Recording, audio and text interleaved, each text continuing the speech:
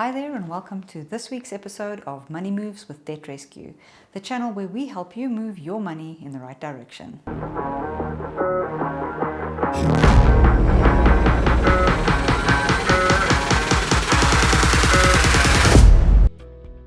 As you may have noticed from our previous videos, we believe budgeting is probably the most important part of your financial life. Knowing where your money comes from, and more importantly where it goes, is the only way that we think you can take control of your financial well-being, as well as plan for the future and reach those financial goals you've set for yourself. In one of our previous videos, we explained one method of doing budgeting, and this week we decided to do another method referred to as the zero budgeting method. So we're going to explain to you another way in which you can do your budget. As mentioned previously, the simplest way of doing your budget and the contents thereof is splitting it into three tables.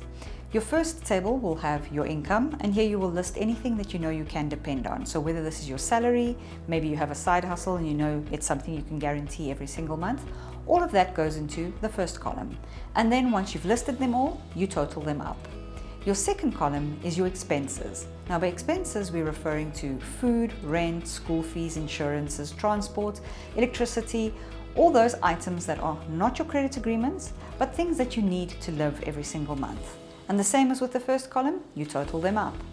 Your third column will then have your debt agreements. Now this would be personal loans, store cards, home loans, vehicles, overdrafts, and the like.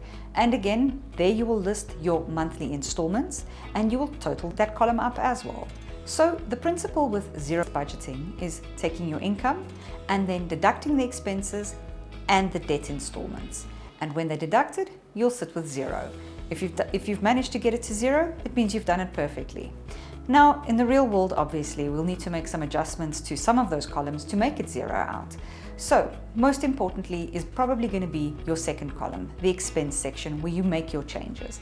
Now, obviously, when you do your budget, you will have predicted figures of what you expect to spend. And when you do this sum where you deduct your expenses and debt from your income, you should either have zero or a positive balance. Now, if you have a positive balance, that means you have money left over. And what do we do with money we have left over? We save it. So we go and slot in a line item in our expenses called savings, and we take that money and put it in there. And not just on paper, but into a separate bank account as well, so that we make sure we save. In the event though, that it's a negative amount, in other words, we've got our income, we deduct our expenses and we deduct our debt, and we have a minus amount, it means that we are sitting in a situation where we do not have enough cash to cover everything. And the best place here to start off with is going back to the expense section and making changes, reviewing and revising where our money is going. Make the changes so that you can get back to that zero. Thank you so much for joining us in this week's episode of Money Moves with Debt Rescue. Please remember to like this video, subscribe to our channel, and leave us comments, your thoughts on zero budgeting versus other conventional methods, or any other topics you'd like us to discuss.